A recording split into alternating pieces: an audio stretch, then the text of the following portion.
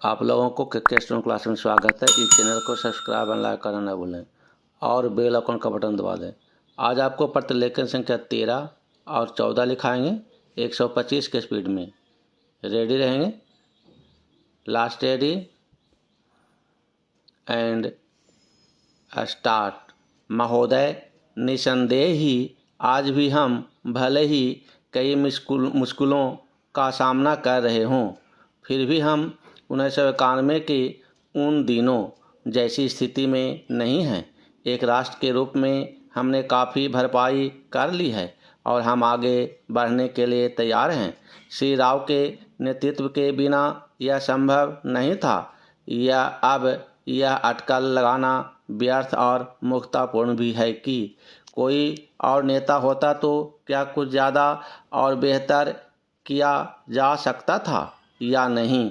तथ्य यह है कि वही नेता थे जिनके कारण हम एक ऐसी स्थिति तक पहुंच गए हैं जो देश और उसकी तरक्की के लिए निरापद है।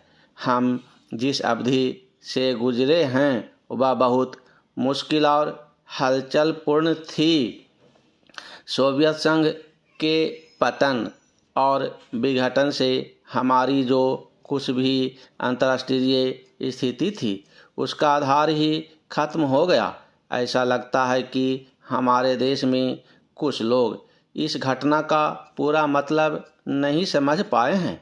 बेशक यह कम्युनिस्टों और आधुनिक समाजवाद के अन्य समर्थकों के लिए बेहद चिंता का विषय था। इससे उन सभी निष्पक्ष देशभक्तों को काफ़ी दुख हुआ जिनके लिए सोवियत संघ अच्छा मित्र था और अकेली विदेशी शक्ति थी जो हमेशा हमारे साथ खड़ी होती थी। उससे हमें काफ़ी नैतिक और भौतिक समर्थन भी मिला था। हमारे देश में सोवियत संघ के तमाम मित्रों में भी सभी लोग यह नहीं समझ पा रहे हैं कि आर्थिक, वैज्ञानिक और प्रौद्योगिकी के हिसाब से इसका क्या मतलब था और है। जब हमें सख्त ज़रूरत थी तो कोई ऐसा नहीं था जिसकी ओर हम देखते। घबराने और अपने देश को दिवालिया राष्ट्र घोषित करने के बजाय प्रधानमंत्री ने मुश्किलों का डटकर मुकाबला किया, हमें इस संकट से निकालने की व्यवस्था की और साहस के साथ देश को एक नए आर्थिक रास्ते का अग्रसर किया। पैराचेंज। कांग्रेस ने अपने चुनाव घोषणा पत्र में इसकी मोटी रूपरेखा न बना ली होती तो बेशक यह संभव न हो पाता। इस घोषणा पत्र के मुख्य निर्माता स्वयं राजीव गांधी थे और इसे तैयार करने में श्री राव उनके मुख्य सहायक थे। देश को संकट से उबारने और नए आर्थिक रास्ते पर ले जाने में बेशक मनमोहन सिंह की देशभक्ति, विद्वत्ता और ख्याति महत्वपूर्ण कारण थे। नई आर्थिक नीति जनता के हित में नहीं है।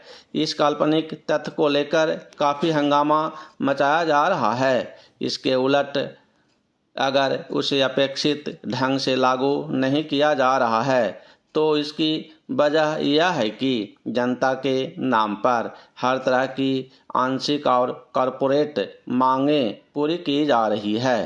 प्रधानमंत्री ने दो महत्वपूर्ण तरीकों से नई आर्थिक नीतियां बनाने में अपना योगदान दिया है।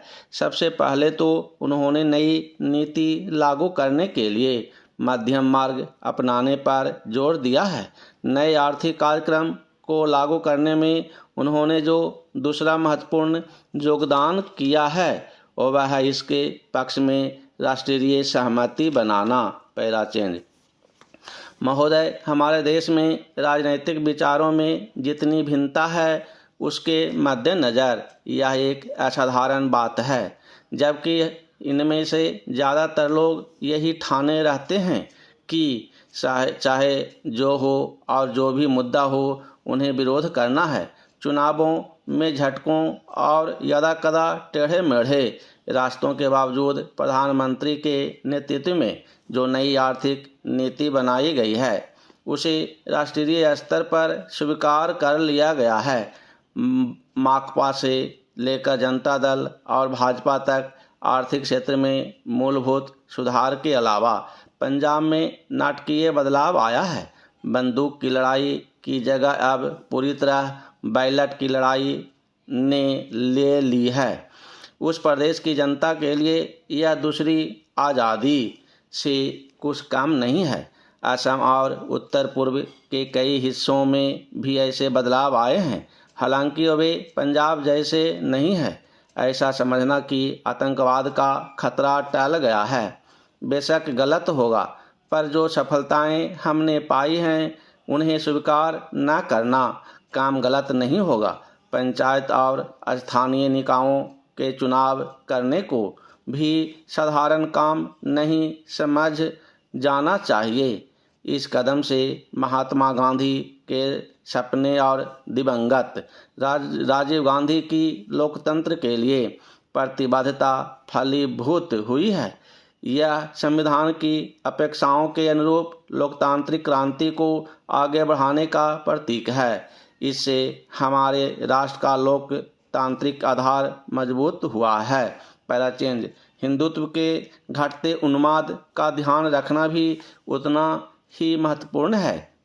भाजपा और शिवसेना को चुनावी सफलता भले ही मिल गई हो, पर राष्ट्रीय स्वयंसेवक संघ का नेतृत्व भी मानता है कि उसका मुख्य कारण कुछ राज्यों में भ्रष्टाचार, बढ़ती कीमतों, बेरोजगारी और जैसी सामान्य समस्याओं से निपटने में कांग्रेस सरकार की नाकामी थी, न कि सांप्रदायिक भावनाएं। हिंदू सांप्रदायिकतावाद में स्पष्ट कमी आना बहुत बड़ी राष्ट्रीय उपलब्धि है। इन सबसे महत्वपूर्ण है सार्वभौमिक मामलों में भारतीय व्यक्तित्व का फिर से उभरना। उसके आयाम हमारे विदेश संबंधों में आर्थिक अंश की वृद्धि से कहीं अधिक है। चीन से संबंध लगातार समान होते जा रहे हैं। भारत ईरान संबंध फिर कायम हो गए हैं। इसी तरह दक्षिण अफ्रीका के साथ परस्पर लाभ के सहयोग की नई संभावनाएं बनी हैं।